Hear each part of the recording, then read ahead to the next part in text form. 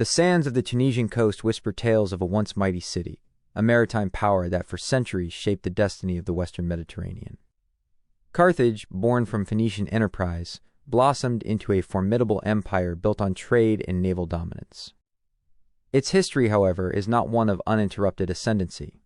Instead, it is a compelling narrative of ambition clashing with an equally determined rival. A story etched in the brutal realities of the Punic Wars, ultimately culminating in the city's tragic destruction and its eventual, though less illustrious, Roman reincarnation. The echoes of Carthage resonate even today, a testament to its significant impact on the ancient world, and a poignant reminder of the cyclical nature of power and the enduring consequences of conflict. Carthage's genesis around the 8th century BCE was rooted in the seafaring prowess of the Phoenicians. Driven by trade and the need for new markets, colonists from Tyre established a strategic outpost on the North African coast, naming it Carthage, the new city. This location proved to be exceptionally advantageous, offering natural harbors and control over vital sea lanes. As the influence of the eastern Phoenician city-states waned, Carthage shrewdly capitalized on its position, gradually transforming from a mere trading post into a burgeoning commercial hub. By the 6th century BCE, it had established a vast network of colonies and alliances across North Africa, Sardinia, Corsica, Sicily, and Iberia, effectively forging a Carthaginian empire held together by its powerful navy and economic might.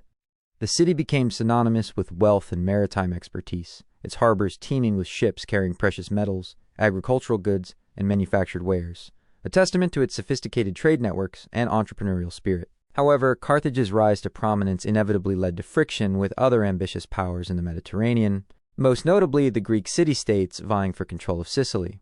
These early conflicts foreshadowed the more monumental clash that would ultimately define Carthage's fate. The emergence of the Roman Republic in Italy presented a new and formidable adversary. As Rome expanded its influence southward, the two powers found themselves on a collision course, their ambitions for regional dominance irreconcilably opposed. This rivalry ignited the Punic Wars, a series of 3 brutal conflicts that would test the very limits of Carthaginian resilience. The First Punic War, primarily a naval struggle over the strategic island of Sicily, exposed the limitations of Carthaginian land power against the burgeoning Roman legions. Despite its maritime superiority, Carthage ultimately succumbed, losing Sicily and forced to pay a substantial indemnity. This defeat, however, did not extinguish Carthaginian ambition.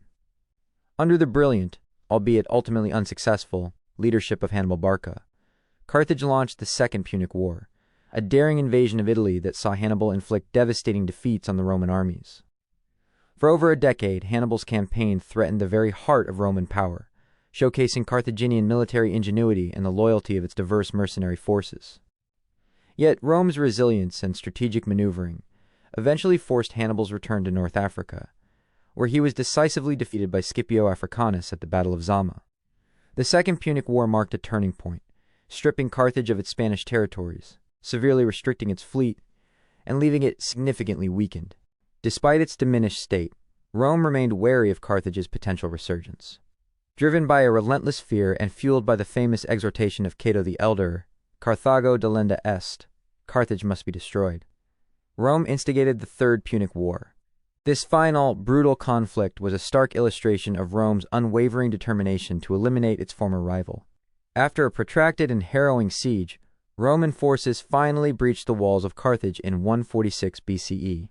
The city was systematically razed, its population enslaved, and the land, according to legend, sown with salt to ensure its permanent desolation.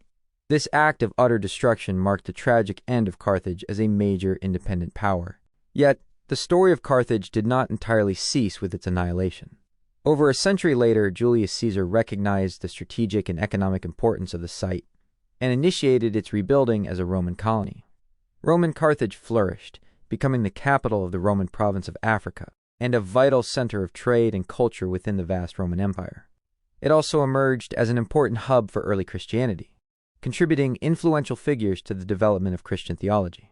However, this Roman iteration of Carthage eventually succumbed to the tides of history, falling under Vandal and then Byzantine rule, before its final conquest by Arab forces in the 7th century CE. The rise of Tunis as the new regional center ultimately led to the gradual decline and abandonment of the ancient site. In conclusion, the history of Carthage is a poignant saga of ambition, rivalry, and ultimate destruction. From its humble Phoenician origins to its zenith as a dominant maritime power, Carthage left an indelible mark on the ancient Mediterranean world.